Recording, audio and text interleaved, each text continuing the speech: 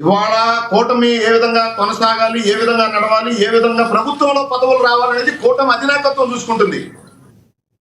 రెండోది, దీంట్లో మీరంటున్న కొంతమంది నాకు తెలిసి తెలుగుదేశం కార్యకర్తలు, జనసేన కార్యకర్తలు అంటే నేను నమ్మను సార్ లక్ష్మీనాథ్ గారు. ఈ YCP Paytm batch fake account open చేసి అటు జనసేన కార్యకర్తలుగా కొంతమంది, టీడీపీ కార్యకర్తలుగా పేర్లు క్రియేట్ చేసి వాళ్ళు ఆడుతున్న వికృత క్రీడ తప్ప ఇది అసలు కూటమిలో ఎక్కడ ముఖ్యమంత్రి ఎవరు అనే చర్చ లేదండి. అయితే ఒకటి అజయ్ గారు, మా కుటుంబం నుంచి మోహన్ రెడ్డి గారు మీరు ఆడండి. ఇందాక మీరేం మాట్లాడారు, ఇంట్లో ఏదో నారా లోకేష్ గారిని ముఖ్యమంత్రి చేయాలని చెప్పి ఇంట్లో ఇబ్బందులు పెడతా ఉన్నారు. కాబట్టి ఎవరు చెప్పారండి మీకు ఎన్ని? ఎవరు చెప్పారు? మీరు ఎన్ని ఇళ్లలో దూరి చూసారా? నారా లోకేష్ గారు అయింది మా party working president, national working president. అది మా పార్టీ నిర్ణయం. అసలు దీంట్లో సీఎం అనే చర్చ ఎక్కడుంది? సీఎం అనే చర్చ ఎక్కడుందా? సీఎం అనే చర్చ ఎక్కడుంది అసలు? దీంట్లో మీరు కోరుతున్నారు, మీరు భయపడి అక్కడ కూటమి కలిస్తుంటే. మోహన్ రెడ్డి గారు మీకు ఇందాక కట్ అయింది కదా, మీకు ఇస్తాను సార్, మాట్లాడగానే మీకు ప్రచారం తప్ప తెలుగుదేశం పార్టీ గాని జనసేన పార్టీ గాని ఎక్కడ ముఖ్యమంత్రి మార్పు పైన ముఖ్యమంత్రి ఇంకొకరు అవుతారు అసలు ఆ చర్చ లేదు కూటమిలో. నారా చంద్రబాబు నాయుడు గారు ఈ రాష్ట్రానికి ముఖ్యమంత్రి, గౌరవ డిప్యూటీ సీఎం పవన్ కళ్యాణ్ గారు ఈ రాష్ట్ర డిప్యూటీ సీఎం హోదాలో పనిచేస్తా ఉన్నారు. వాళ్ళిద్దరూ కలిసి తీసుకోవాలి నిర్ణయం, కూటమి ఏ విధంగా ముందుకెళ్లాలనేది. ఈ రోజు పదవి వచ్చింది, మా పార్టీకి సంబంధించిన పదవి. దానికి మీరు కూటమికి లింకు పెట్టి ఏదో ఒక విధంగా కూటమిలో చిచ్చు పెడదాం. ఇప్పుడు ప్రభుత్వం సక్రమంగా నడుస్తుంది. ఈ విధంగా నడిస్తే జీవితంలో మన ఎమ్మెల్యేలో, ఎంపీలో, మా నాయకుడు ముఖ్యమంత్రి కాడు. కాబట్టి మీరు ఏదో ఒక విధంగా మీ పైత్యాన్ని మా పార్టీ మీద లేదా కూటమి మీద రుద్దే ప్రయత్నం దయచేసి ఎవరో చేయొద్దు. ముఖ్యమంత్రిని మారుస్తారనే చర్చ మా పార్టీలో కానీ జనసేన ఎక్కడ గతంలో వచ్చినవన్నీ కూడా ఓన్లీ విమర్శలే అంటారా? మొన్న ఉగాదికి కాదు సార్, మొన్న ఉగాదికి అజయ్ గారు ఉగాది ఏ వేదిక మీదైనా కూటమిలో ఉన్న నాయకులు ఎవరైనా మాట్లాడారు అసలు ఈ అంశం మీద లేదు. అజయ్ గారు ఉగాదికి అజయ్ గారు నా మాట వినబడుతుందా? ఉగాదికి వచ్చే ఉగాదికో తర్వాత లాస్ట్ ఉగాదికో తెలియదు కానీ ఉగాది పండుగకి అన్నారు మొన్న ఉగాదికి ముందు. ఉగాదికి లోకేష్ గారు సీఎం కాబోతున్నారు అన్నారు. వచ్చే ఉగాదికి ఏమన్నా అవకాశం ఉందా? లేదు, ఇవన్నీ కాదు, వచ్చే సార్వత్రిక ఎన్నికల వరకు కూడా చంద్రబాబు గారే సీఎంగా ఉంటారు, ఎన్నికలకు వెళ్ళటం కూడా చంద్రబాబు గారు ఆధ్వర్యంలోనే వెళ్తారు, లేదంటే ఏదైనా స్టెప్ తీసుకుంటే చెప్పే వెళ్తారా? ఏమంటారు మీరు? లక్ష్మీనాథ్ గారు నారా చంద్రబాబు నాయుడు గారు ఈ రాష్ట్రానికి ముఖ్యమంత్రి, ఈ రాష్ట్ర డిప్యూటీ సీఎం గౌరవ పవన్ కళ్యాణ్ గారు, ఈ రాష్ట్ర మంత్రివర్యులు గౌరవ నారా లోకేష్ గారు. ఈ రోజు నారా లోకేష్ గారు తీసుకున్న పదవి Telugu Desam party national working president, అంటే మా పార్టీకి సంబంధించిన అంతే కదా, అది అంతే కదా.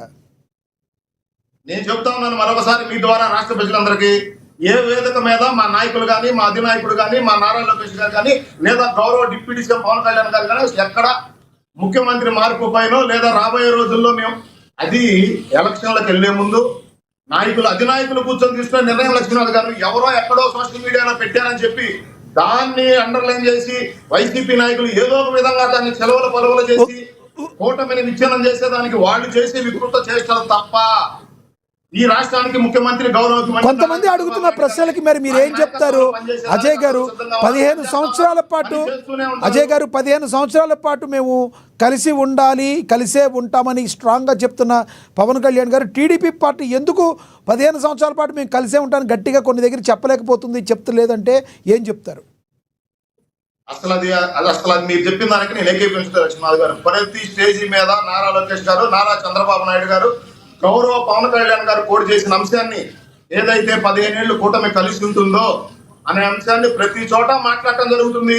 మహానాడు వేదిక మీద మాట్లాడారు మా అధినాయకుడు నారా చంద్రబాబు నాయుడు గారు. ఈ రోజు నేషనల్ వర్కింగ్ ప్రెసిడెంట్ అయిన నారా లోకేష్ గారు మాట్లాడటం జరిగింది. పవన్ కళ్యాణ్ గారు ఏదైతే ఉద్ఘాటించారో 15 ఏళ్ల పాటు కూటమి కలిసి ఉంటుందని అది పదే పదే చెప్తా ఉన్నాం. Right sir, right. మీ అభిప్రాయం అర్థమైంది. వైసీపీ నాయకులు చేస్తున్న వికృత క్రీడ ఇది, దయచేసి దీన్ని నమ్మవద్దు. ఎస్, మీ అభిప్రాయం అర్థమైంది. నేను మళ్ళీ మాట్లాడతాను మీతో. ఇందాడ అయింది కాల్ కట్ అయింది మోహన్ రెడ్డి గారిది. ఎస్, మోహన్ రెడ్డి గారు కంటిన్యూ. మధ్యలో ఉన్నట్టు మా మీద పడతారండి వాళ్ళ వాళ్ళు నేర్చుకోకుండా. రైట్. మీరు నేర్చుకోండి. ఎవడు పట్టిందా? ఎవడికి పట్టింది మీ గురించి మీరేదో మీరు కట్టుకోండి. మా మీద ఎందుకు పడతారో డిప్యూటీ సీఎం గా డిప్యూటీ సీఎం గా గతంలో ఆయనకి ఇస్తామన్నారు. ఎవరికి? లోకేష్ కు డిప్యూటీ సీఎం ఇస్తామని చెప్పి పిఠాపురం వర్మ చెప్తే వర్మకు 1000 రూపాయలకి 1000 కోట్లు గిఫ్ట్ ఇచ్చినారు. మీరు మీ గురించి నాకు తెల్లా, మీ చరిత్ర నీకు తెలియదేమో. నాకు గురించి బాగా చెప్తాం మీ చంద్రబాబు చరిత్ర. ఆల్రెడీ దగ్గుబాటి వెంకటేశ్వరరావుకు డిప్యూటీ సీఎం ఇచ్చామని చెప్పి అప్పుడే మోసం చేసినారు. హరికృష్ణకు మంత్రి పదవి ఎమ్మెల్యే ఇచ్చి ఎమ్మెల్యే అయినాక మళ్ళీ మంది మోసం చేస్తారు. మీరు నీతం చెప్పుకుంటా కూర్చుంటే మేము ఇంటికి వచ్చాలా? మీరు పేటీఎం వేసులంతా పెట్టుకొని మాట్లాడుతుంటే మేము ఇంటికి వచ్చావాలా? మీరు సాడిస్ట్ అంతా పార్టీ పరిపాలన చేస్తుంటే మేము ఇంటికి వచ్చావాలా? సాడిస్ట్ సైకోలు మొత్తం మీరే ఉంటారు ఈ రాష్ట్రంలో, దేశంలో. ఏదో పట్టకాల్సి మీద వేస్తాము, మీరు మేము బురద చల్లుతాము, ఆ బురద మీరు తుడుచుకుంటా కూర్చోండి అంటే కరెక్ట్ కాదు పవన్ రెడ్డి గారు. సంబంధం లేని అంశం ఇది. ఊరికి అవసరం లేదమ్మా. మాకు మీకు మీద బట్టకాల్చి మొగానేయడము మీకు అలవాటు. అది గుర్తు చల్లడం బట్టకాల్చడం మీకు అలవాటు. అది జగన్మోహన్ రెడ్డి గారు రాజకీయాల్లో రాకముందే లక్షకోట్లు అని చెప్పి మీ నాయకుడు చెప్తున్నాడు చూడు, అది మీకు అలవాటు. మీరు అధికారం ఎత్తులేక లక్షల కోట్లు తింటారు చూడు, ఇది దాచిపెట్టారు, ఇది మీకు అలవాటు. మీకు చరిత్ర అలవాటు. మోసం చేసేది, తప్పించుకునేది, అబద్ధాలు చెప్పేది, కొట్టు పొడిచి మేము పొడిచినాం అనేది రకరకాల అలవాటు మీకున్నాయి సోదరా. పార్టీలు కలిసిన నాయకులు ఈ రోజు ఈ రాష్ట్ర భవిష్యత్తు కోసం కలిసి పనిచేస్తున్నారు. ఎవరికి పదవి ఇప్పుడు ఎవరొద్దన్నారు? కలిసి పనిచేయడం కదా చెప్పేది. మీరు ముగ్గురు ఉన్నప్పుడు ఓడించడమే మా గొప్పతనం. కానీ మీరు సింగిల్ గా ఉంటే ఓడించండి. మీరు సింగిల్ గా ఓడిపోతామని మీరే ఒప్పుకున్నారు. మీరు సింగిల్ గా ఓడిపోతామని మీరే ఒప్పుకున్నారు. మీరు ముగ్గురు ఉన్నప్పుడే మేము గెలవాలా, గెలిచి మీసం మెలగాలి. అది గొప్పతనం. ఒక్కొక్కరు మీరు రాష్ట్రంలో మాతో ఎప్పుడు తగలేరు, మీతో కాదు.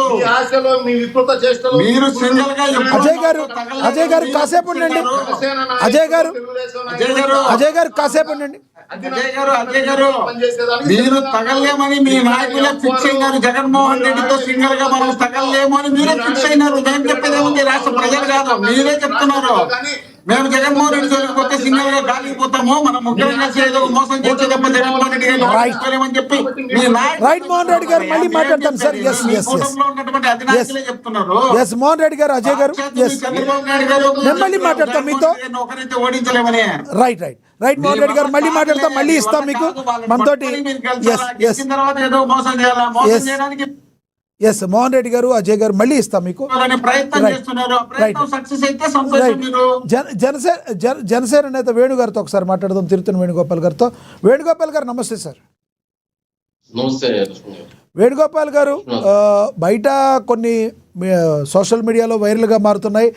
సో ఎప్పుడైతే లోకేష్ గారు వర్కింగ్ ప్రెసిడెంట్ అయ్యారో రానున్న రోజుల్లో కేసీఆర్ చేసిన తప్పు, గతంలో కాంగ్రెస్ పార్టీ చేసిన తప్పు ఈసారి చంద్రబాబు గారు చేయరు. అదిగో రానున్న రోజుల్లో సీఎం కాబోతున్నారు లోకేష్ గారు. మరి పవన్ కళ్యాణ్ గారి పరిస్థితి ఏంటి అని ప్రశ్న ఉత్పన్నమవుతుంది. వీడియోలో రకరకాల మీడియాలో వస్తున్న వార్తా కథనాలు మీరు కూడా చూసే ఉంటారు. ఏమంటారు మీరు? కృష్ణాది గారు, మీకు అదే వైఎస్ఆర్సీపీ నాయకులు అజయ్ తిరిగి అధికార ప్రతినిధి పార్టీ ప్రేక్షకులకి నమస్తే సార్.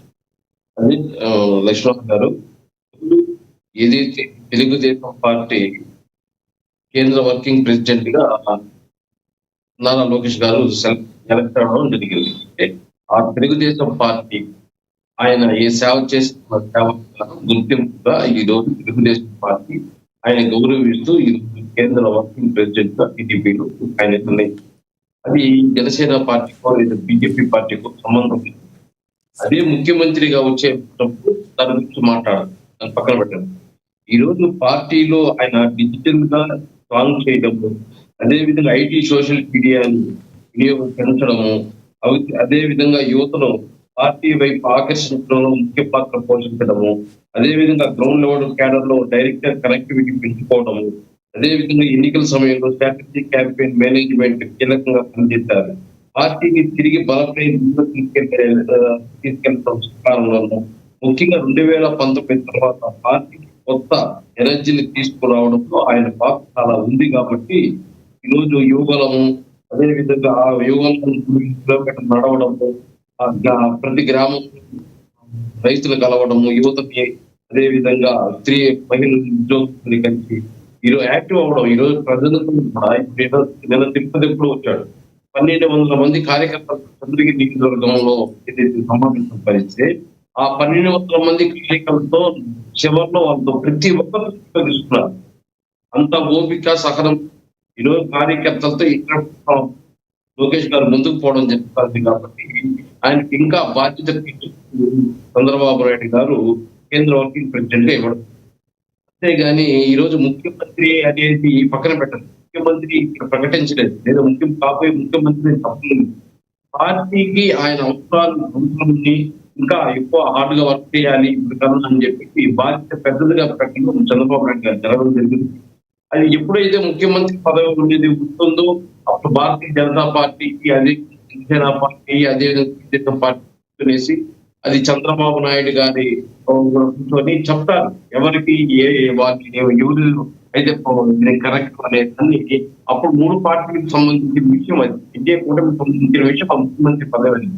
ఈరోజు తెలుగుదేశం పార్టీ లోకేష్ గారు బాగా యాక్టివ్ గా ఉన్నారు.